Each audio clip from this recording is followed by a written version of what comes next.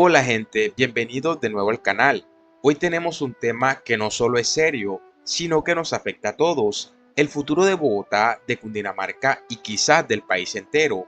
Prepárense, porque lo que les voy a contar es una locura absoluta. Imagínense esto, mientras Gustavo Petro sigue en su trono presidencial, una nueva resolución amenaza con enterrar el desarrollo de la capital y todos sus alrededores. Sí, así como lo oyen, pero no se preocupen, aquí voy a desmenuzar todo paso a paso, así que agarren algo para tomar, suscríbanse si aún no lo han hecho y déjenme un like si creen que esto merece ser escuchado.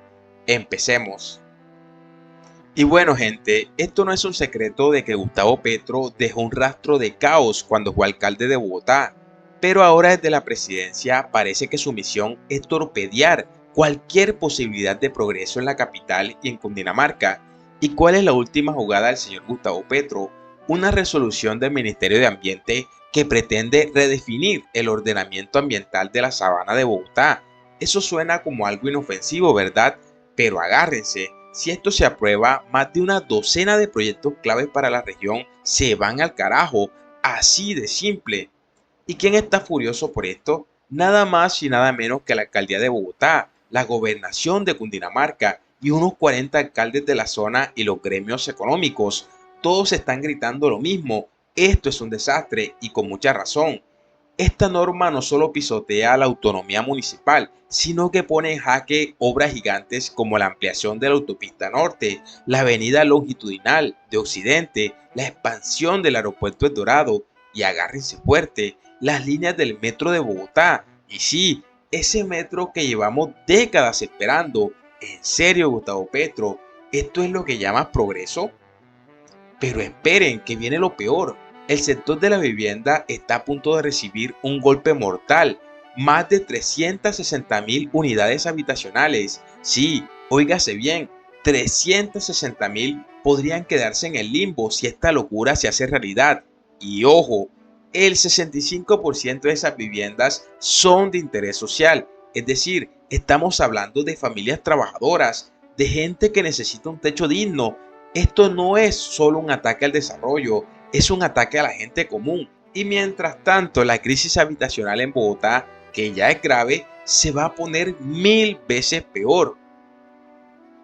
El sector de la construcción también está encendiendo las alarmas. Dicen, y cito, que esta medida va a ahuyentar la inversión, encarecer las casas y destruir empleos. Y no es broma, en un país donde el trabajo ya es difícil de encontrar, esto es como echarle gasolina al fuego. Ahora nadie está diciendo que no hay que cuidar el medio ambiente, claro que sí, todos queremos un planeta sano, pero una cosa es proteger de forma inteligente y sostenible y otra muy distinta es paralizar todo como si el desarrollo fuera el enemigo. ¿Saben qué parece esto? Que el verdadero objetivo del gobierno de Gustavo Petro no es el equilibrio, sino bloquear cualquier avance a como de lugar. Y no se crean que esto termina ahí. La movilidad en Bogotá, que ya es un caos absoluto, va a colapsar aún más sin estas obras. ¿Se imaginan el tráfico sin la autopista norte ampliada o sin el metro? Pero agárrense de nuevo, porque hay más. Si seguimos así, Bogotá podría quedarse sin electricidad para el 2028. Y sí, así como escucharon bien, sin luz, por culpa de estos falsos ambientalismos que suenan bonito en el discurso, pero que en la práctica nos hunden a todos. Ahora déjenme decirles algo, esto no es un accidente, es una estrategia. Petro y su gobierno han convertido la improvisación y la incertidumbre en su marca personal.